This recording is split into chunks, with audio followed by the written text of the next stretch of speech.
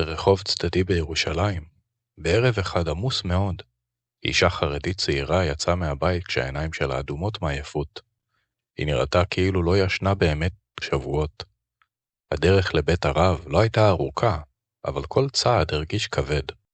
כשהיא נכנסה לחדר, הרב הרים אליה מבט שקט, לא מבט של שיפוט, אבל מבט שמבין. כבוד הרב, היא אמרה בקול חלש, אני כבר לא יודעת מה לעשות. בעלי, כל יום כמעט הוא מתרגז ממשהו אחר. פעם על הילדים, פעם על כסף, פעם על משהו קטן אחר בכלל. ואז הוא צועק, ואנחנו נגררים לריב של שעות. לפעמים זה נגמר רק בלילה, ואני מותשת. אני מרגישה שאני כבר לא אני. הרב שתק רגע ארוך, כאילו נתן למילים שלה לשקוע בחדר. ואז הוא אמר בפשטות, בפעם הבאה שהוא מתחיל לצעוק, לכי למטבח, תמלאי כוס מים, קחי לגימה ותשאירי את המים בפה. אל תבלעי, רק תחזיקי אותם בפה, עד שהוא יוצא מהחדר. אלוהים יטפל בשאר. האישה מצמצה. מים? היא שאלה בזהירות. כבוד הרב, אני לא מבינה. הרב חייך חצי חיוך, כזה שלא מסביר הכל. תעשי כמו שאמרתי, ותחזרי עוד שבוע.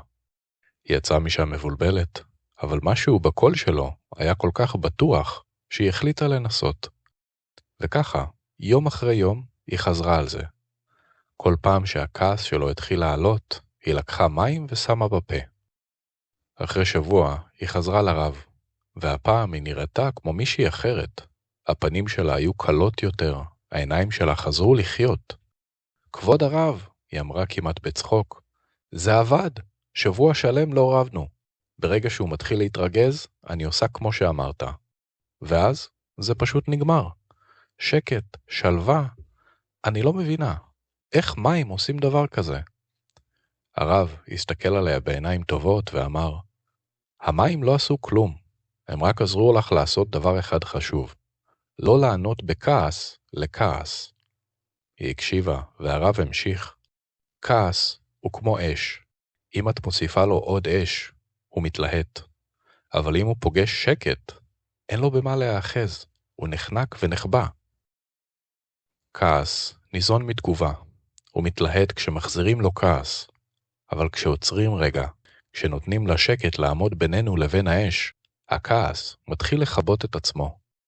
הניצחון הכי גדול בבית לא מגיע ממי שצודק יותר, אלא ממי שיודע לשים רגע של שקט במקום ללבות את האש.